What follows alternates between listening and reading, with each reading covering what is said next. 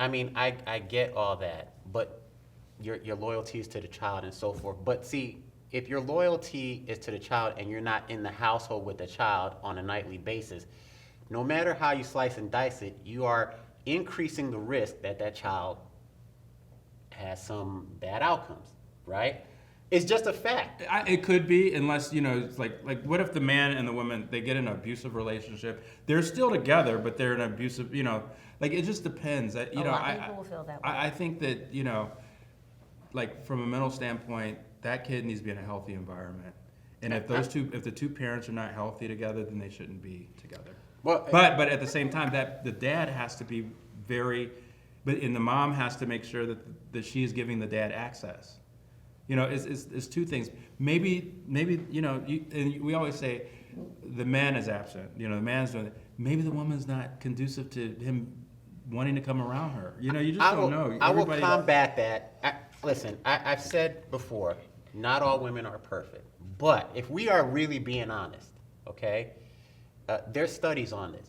I know there's people on the internet talking about, oh, women cheat, they're just better at lying, whatever. No, the studies show that men are more likely to step out. And the reason why, we have testosterone. That's like our driver, right? Yeah. That just will drive you to automatically fall into something you shouldn't be in, right? So, but they're falling into it with someone else. It happens to be a female. Right. Yeah, I mean, or if you're in Atlanta, it could be something else. But no, my point is that, overall, like I'm not talking about exceptions. Yeah, there's somebody out there who was a great guy and the wife cheated on him. That happens. I'm not denying that. I'm just saying overall, we need better commitment from men. We're so far off topic. Yeah, no, we're on topic. Oh, okay. We're still So I think that what Marc is saying, because again, his focus is that he just feels like having the family structure. You have the family structure. Is going to help us as a black society. So we need to look at, if you get a woman pregnant, to really strive to create that the family structure, like, which includes the two-parent household, instead of just being like, well, I'm gonna see the kid on every other weekend, and you do that because it's not the same. Right. Well, who determines the family structure? I mean, the family structure, someone came up with the two-family structure, right, where it's just a husband and a kid. But before that, it was a multi-family structure where the grandma, the aunts, everybody lived in the house together. Mm-hmm. And then after, all the medications, now it's a one-parent household so there's different types of family structures. Now, is the two-family structure the best, or is it the multi-family structure? Like, what are we, should we have our grandparents, well, we know it's not the single mama structure. We know that one ain't it. Mm-hmm. That one ain't getting. I would argue that the multi-family structure is probably the best. You may be right. But does the multi-family include the mom and dad? So I think it still includes them too. It just includes grandparents too.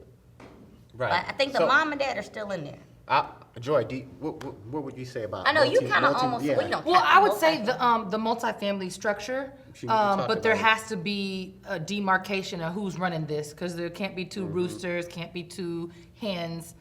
But the whole thought process of financially pulling, because there's certain races that actually they all pay like triple, quadruple the mortgage, pay that off, that family gets it, move on to the next house, and everybody's a homeowner.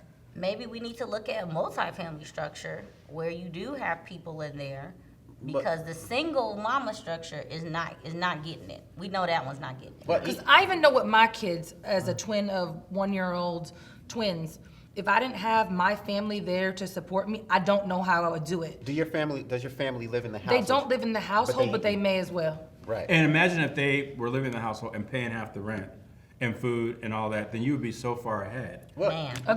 Agreed, right? That may be true, because it does. We've heard the proverb, it takes a village, right?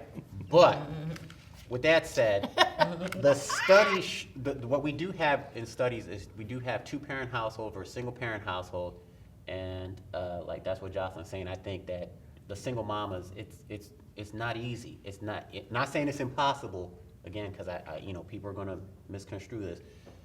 It's just there are more problems to come out of a single-parent household with their children versus a two-parent household. So we have to first get back to a nuclear family. By nuclear, 2 parents, mom, dad, and children, right? That is what the data tells us, right? And then, yeah, you can have, ancillary help with, grandparents and aunts and uncles if need be. And that would be great too. So it's nice to talk about it, but what do you do? Okay, you already have millions of people there in single family houses. So if we're gonna make America great again. I have red on too. I see where you at, bro.